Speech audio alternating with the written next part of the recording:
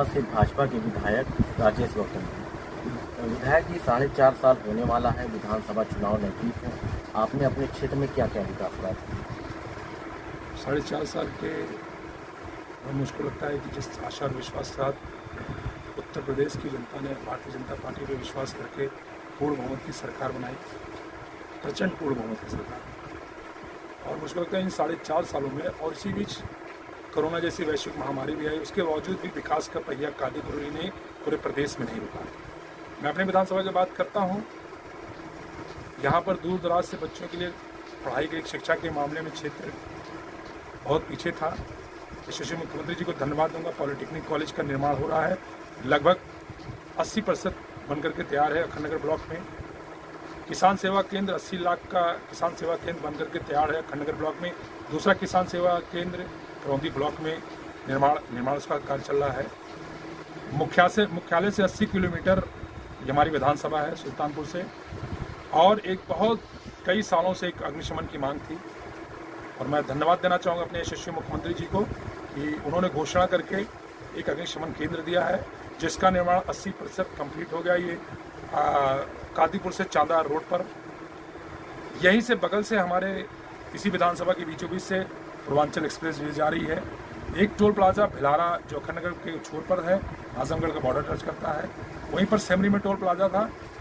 दोस्तपुर जो कि गोरखपुर, बस्ती, अम्बेडकर नगर को जोड़ते हुए वाया दोस्तपुर होते हुए इलाहाबाद जो सड़क जाती थी, यहाँ पर टोल प्लाजा नहीं था। हमने यशस्वी मुख्यमंत्री जी से मांग की, वहाँ पे टोल प्लाजा का निर्माण हो गया है।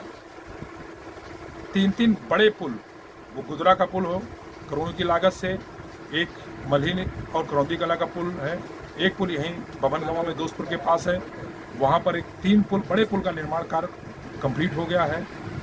नवोदय विद्यालय, कई सालों से इसकी मांग थी। कादीपुर में पाकड़पुर ग्राम सभा में नवोदय विद्यालय का शिलान्यास हो गया है। और कोरोना जैसी वैश्विक महामारी में जब लोग परेशान थे, इसी जनवरी में प्रदेश का सबसे पहला ऑक्सीजन प्लांट यशस्वी मुख्यमंत्री जी के आशीर्वाद से पहला ऑक्सीजन प्लांट हमारे कादीपुर CSC पे लगा। ऐसे कई ऐसे विकास कार्य हुए हैं। एक हमारी सड़क 22 किलोमीटर जो एक मुख्यालय से एक जिले से दूसरे जिले को जोड़ती है, कादीपुर से अखंडनगर, अखंडनगर से फूलपुर जो आजमगढ़ जिले में जाती है। कई सालों से 22 किलोमीटर की सड़क थी, जर्जर सड़क हो गई थी, सड़क एकदम गड्ढे में चली गई थी। उस पर 50 करोड़ की लागत से उसका भी निर्माण कार्य शुरू हो गया। कई अनगिनत ऐसे कार्य हैं कि कितना काम करें। विकास के नाम पर मुझको लगता है जिस आशा और विश्वास के साथ पूरे प्रदेश में भारतीय जनता पार्टी की हमारी सरकार बनी, योगी जी की सरकार बनी, आज आप हर विधानसभा में देखेंगे, उठा करके देखेंगे 403 विधानसभाओं में, मुझको लगता है कि यहाँ पर कोई भेदभाव नहीं किया गया। हर विधानसभा में हजार करोड़ के प्रोजेक्ट बने हैं, चाहे वो सड़क का क्षेत्र हो, चाहे स्वास्थ्य का अस्पताल की बात करें हम, चाहे शिक्षा के क्षेत्र में है।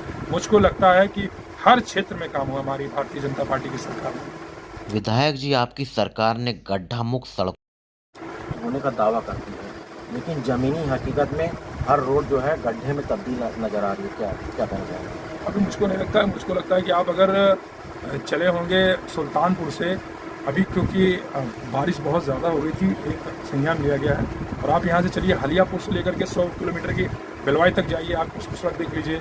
उसके बाद आप सूरापुर से लेकर के रायपुर घाट तक चले जाइए। कादीपुर अखंडनगर 50 करोड़ की लागत से उसकी सड़क बन रही है। कम से कम 400 सड़कें हैं। कुछ सड़कें इससे करोड़ों, जब वैश्विक महामारी आई उसी में कुछ उसे में हम लोग की निधि रुक गई थी। कई काम ऐसे क्योंकि हम बच्चे उसका सड़कें भी 3 महीने हम लोग उसको भी पूरा कर देंगे। विधायक जी, लखीमपुर में एक घटना होती है, आरोप लगता है कि मंत्री के बेटे ने किसान को अपनी गाड़ी से कुचल दिया। इस पे आप क्या कहना चाहेंगे? भारतीय जनता पार्टी एक ऐसी जो गलत होता है उसको गलत कहा जाता है यहाँ पर, और मुझको लगता है कि अगर गलत हो तो मुझको साबित नहीं हुआ।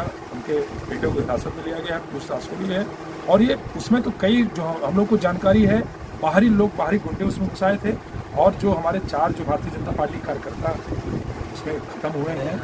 और ये किसान आंदोलन, हमको लगता है कि पूर्वांचल है, कहीं भी किसान जिसको अपनी खेती बाड़ी में, जिनको ये बिचौलिए जो किसानों का अनाज खरीद करके बेच देते थे, एक तरीके से ब्रोकर का काम करते थे, हमारे यशस्वी प्रधानमंत्री जी ने जो ये किसान पॉलिसी जो नियम आया है, मुझको लगता है इससे जो बड़े जो हरियाणा के जो बड़े पूंजीपति लोग, किसान जो बीघों में ज़मीन लिया करते थे, जो बिचौलिए का काम करते थे, और ये उत्तर प्रदेश में ये कोई इसका कोई है नहीं, सारे किसान यहाँ खुशहाल हैं, सारे नौजवान खुशहाल हैं। ये सोची समझी, क्योंकि विपक्ष के पास कोई मुद्दा है नहीं, विपक्ष मुद्दा विहीन हो गया है, तो उसको कुछ नहीं लग रहा है। तो एक मुद्दे पे सारे विपक्ष की पार्टी, क्योंकि 2022 में हम बड़े आशा विश्वास के साथ कहते हैं हम फिर सरकार बनाएंगे और इस उत्तर प्रदेश को विकास की उस पर लेके जाए जो हमारे यशस्वी प्रधानमंत्री जी, हमारे मुख्यमंत्री जी सोच रहे हैं। निश्चित तौर पर आपको दिख भी रहा होगा। विधायक जी, चुनाव नज़दीक है, आप जनता को क्या संदेश देना चाहते हैं? 2022 काफ़ी नज़दीक है। हमारा जनता से ये अपील है कि जो कई सालों से कई ऐसे काम लंबित पड़े थे और मुझको लगता था कि चाहे वो अब राम मंदिर का निर्माण हो, 370 खत्म होने की बात हो और विकास के कई क्षेत्र हैं, और हमको 4.5 साल में 1.5 साल हमारा कोरोना में चला गया है। उसके बावजूद भी हमारे यशस्वी मुख्यमंत्री जी ने हमारा विकास का, उत्तर प्रदेश का विकास का पहिया रुका नहीं है। और 2022 आ रहा है, क्योंकि विपक्ष के पास कोई मुद्दा है नहीं है और हर क्षेत्र में जब काम व्यक्ति किए रहता है तो मुझको लगता है कि विपक्ष के बाद और जनता हर चीज़ जानती है।